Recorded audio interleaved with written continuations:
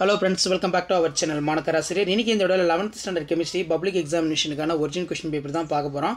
So public exam போறதுக்கு முன்னாடி இந்த क्वेश्चन பேப்பர்லாம் நான் அப்லோட் பண்ணக்கூடிய क्वेश्चन பேப்பர் 1 by 1 ரிவைஸ் பண்ணிட்டு போங்க.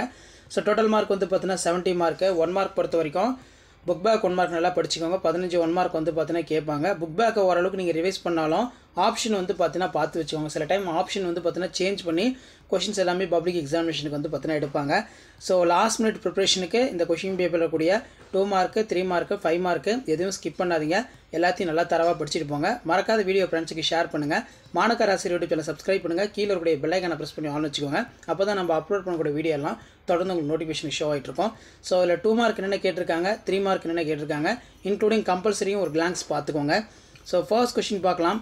போராக்ஸின் பயன்களை தருக. Give the use of borax. இடைநிலை தனிமங்கள் மாறுபடும் ஆக்சிஜனேற்ற நிலையில் பெற்றுள்ளது ஏன்? Why D black elements of exhibit variable oxidation state? அலகு கூட்டினை வரையறுக்கும். Define unit cell. ஆஸ்வால்ட் நீர்த்தல் விதியினை கூற. State the Oswald dilution law. சமான கடத்துத்திறன் வரையறுக்கும். Define equivalent condense. அதே மாதிரி சவுடு பரவல் அழுத்தம் என்றால் என்ன? What is mean by electroosmosis? Peptide பிணைப்பு பற்றி சிறுகுறிப்பு வரைக. Write the short note of peptide bond ரொம்ப இம்பார்ட்டன்ட். ஸோ அதுக்கு கீழே வந்து பார்த்தீங்கன்னா அணைவு எண் என்றால் என்ன? பிபிசியின் உள்ள ஒரு அணுவின் அணைவு எண் என்பது யாது? ஹாலஜன் இடை சேர்மங்கள் என்றால் என்ன? 2 எடுத்துக்காட்டு தருக. இரட்டை உப்புகள் மற்றும் அணைவு சேர்மங்களுக்கு இடையே உள்ள வேறுபாடு.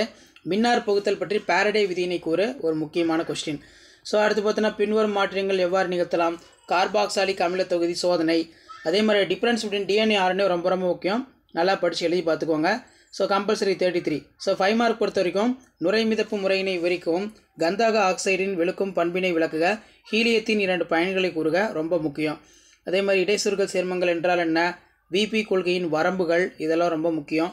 வினைவேகம் மற்றும் வினைவேக மாற்றி ஆகியவற்றுக்கிடையே உள்ள வேறுபாடு நல்லா படிச்சுட்டு போங்க. ஸோ நெக்ஸ்ட் வந்து பார்த்தீங்கன்னா பென்சால்டிகைட் பின்வரும் சேர்மங்களாக எவ்வாறு மாற்றுவாய்? பென்சாயின் சின்னமிக் ஆசிட் மேலக்கேட் பச்சை. அதே மாதிரி வினைவேக மாற்றம் பற்றிய பரப்பு கோருதல் கொள்கையினை விவரிக்கவும் ரொம்ப முக்கியம்.